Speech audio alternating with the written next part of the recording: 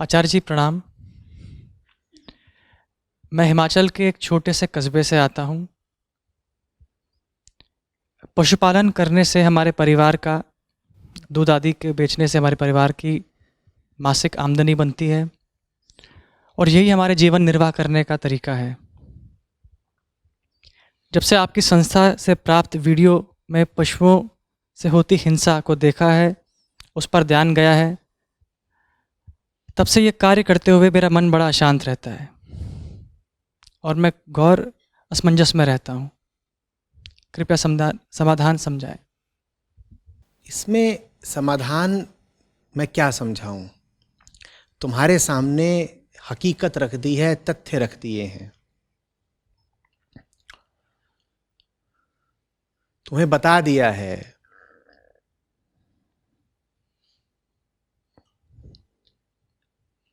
कि ये जो मांस का पूरा उद्योग है और दूध और दुग्ध पदार्थों का पूरा व्यापार है, इसकी असलियत क्या है। और उस असलियत का अनुसंधान कोई मैंने नहीं करा है, मुझे भी जग जाहिर सूत्रों से ही पता चला है। वो सब सूत्र सर्वसुलभ हैं, जो चाहे जाकर देख सकता है।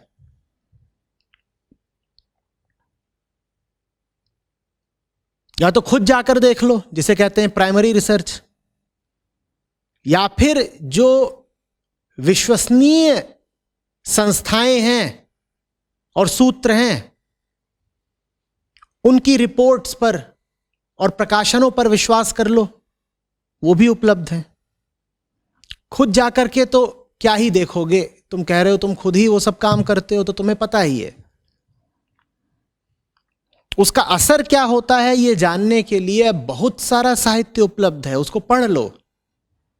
और किसी एक पर विश्वास मत करो, बहुतों ने बहुत तरीके के शोध करे हैं, आंकड़े एकत्रित करे हैं, सैकड़ों हजारों किताबें और रिपोर्टें उपलब्ध हैं, उनको पढ़ लो तो जान जाओगे कि ये पूरा मामला क्या है। इसके आगे कुछ बताना अब मेरी जिम्मेदारी है ही नहीं, मैं तुम्हें क्या बताऊं।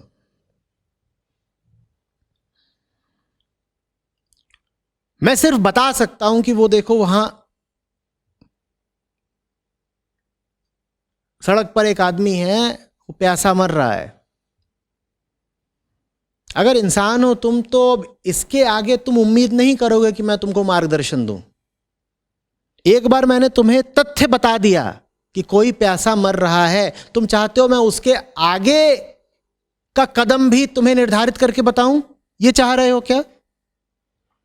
और अगर अभी भी मुझे तुम्हें और ज्यादा सुझाव देने पड़ रहे हैं, तो फिर तुम्हें बताने से कोई लाभ नहीं ना, या है लाभ?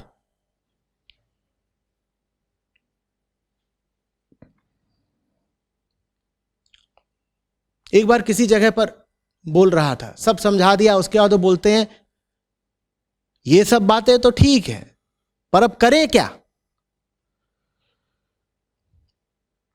मैंने कहा मैंने तुमको बता दिया है कि अगर HIV का वायरस तुम्हारे शरीर में प्रविष्ट हो जाए तो फिर क्या क्या होता है, कैसे कैसे होता है, कितने कितने सालों पर कैसे कैसे तुम्हारे शरीर में क्या परिवर्तन आते हैं, सब बता दिया है।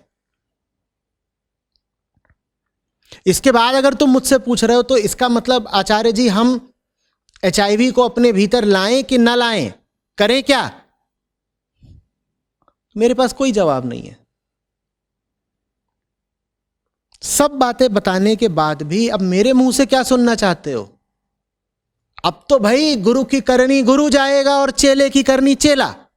जो मुझे करना है वो मेरे मत्थे चढ़ेगा और तुम्हारा कर्मफल तुम्हारे मत्थे। मैंने हकीकत बयान कर दी है, अब आगे का तुम जानो। जानते हो तुम क्या चाह रहे हो? तुम चाह रहे हो कि अब तुम्हारे लिए मैं निर्णय भी कर दूं ताकि उस निर्णय का जो परिणाम आए वो तुम मेरे ऊपर डाल सको। और अगर कोई भी आदमी जीवन में सही निर्णय लेता है तो उसकी कीमत तो चुकानी पड़ती ही है ना, परिणाम तो आएगा ही। तुम चाहते हो परिणाम तुम्हें ना झेलना पड़े, तुम्हारी जगह मुझे झेलना पड़े, तो तुम मेरे मुंह से निर्णय करवाना चाहते हो ताकि जब परिणाम आए तो कह सको हमने थोड़ी निर्णय लिया था, आचार्य जी ने लिया था। तो अब अगर कोई कीमत अदा करनी पड़ रही है, कोई दुख या नुकसान झेलना पड़ रहा है, तो वो भी आचार्य जी झेलें, मैं काहे को झेलूं?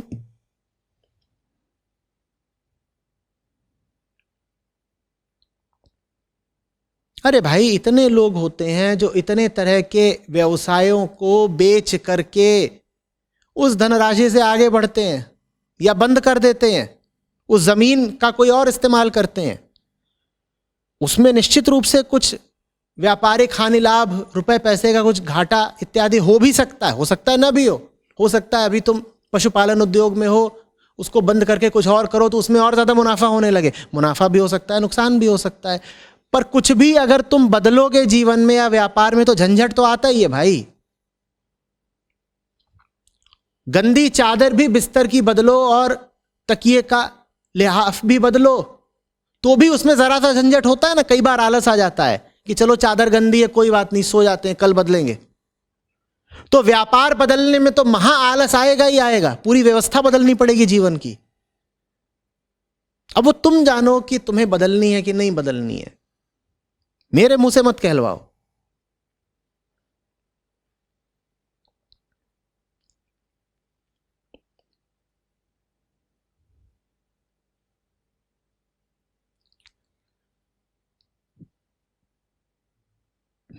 आ रही बात समझ में?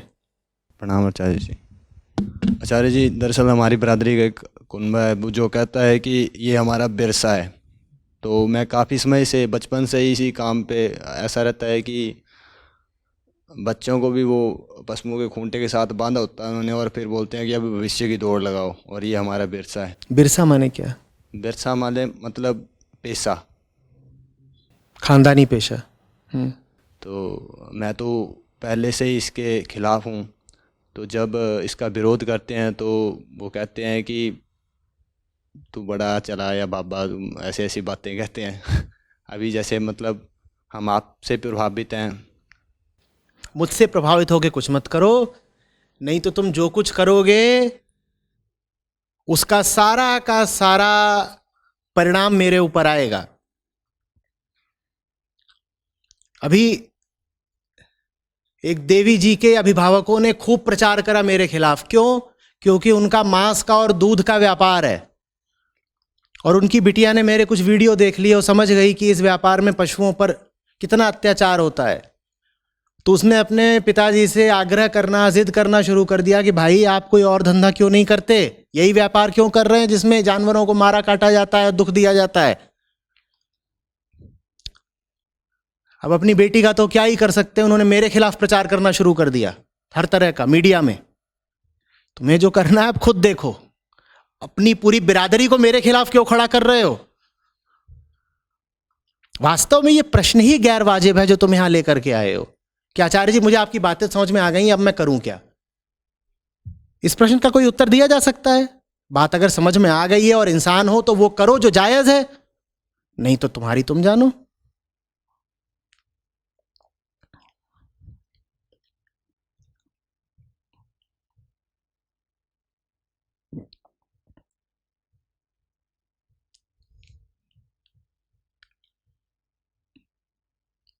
और ये बात सबके लिए कहे दे रहा हूं,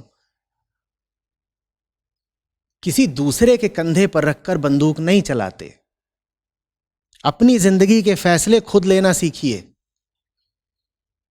नहीं तो काम आप करते हैं, गाली आचार्य जी खाते हैं। यहां से कुछ कर कुरा के अपने घर जाएंगे, पत्नी के सामने खड़े हो जाएंगे, कुछ उससे उल्टी पुल्टी बात करेंगे, वो पूछेगी ये सब कहां से सीख के आए, एकदम घुड़की देगी, हड़का देगी, तो कहेंगे नहीं नहीं वो आचार्य ने बताई थी। तो पत्नी है कि मुझे तो पता ही था, मेरा शोमू तो बहुत सीधा है, 20 साल से जानती हूं इसको। वो कमीना आचार्य आ गया है आजकल, उसी की बुरी सोहबत ने मेरे शोमू को बिगाड़ दिया है। तो काम तुम्हारा और गाली खाता हूं मैं। मुझे कोई दिक्कत नहीं है गाली खाने में, आड़ दे, लेकिन बात बस इतनी सी है कि मेरे गाली खाने से तुम्हारा कोई भला नहीं होने वाला। जो भला चाहता है उसे अपने जीवन की गालियां खुद खानी पड़ेंगी। तुम्हारी गालियां अगर मैं खाऊंगा तो तुम्हें क्या लाभ होगा भाई? कीमत तो फिर तुमने चुकाई नहीं, कीमत तो तुमने मेरे दरवाजे लाके रख दी, बिल।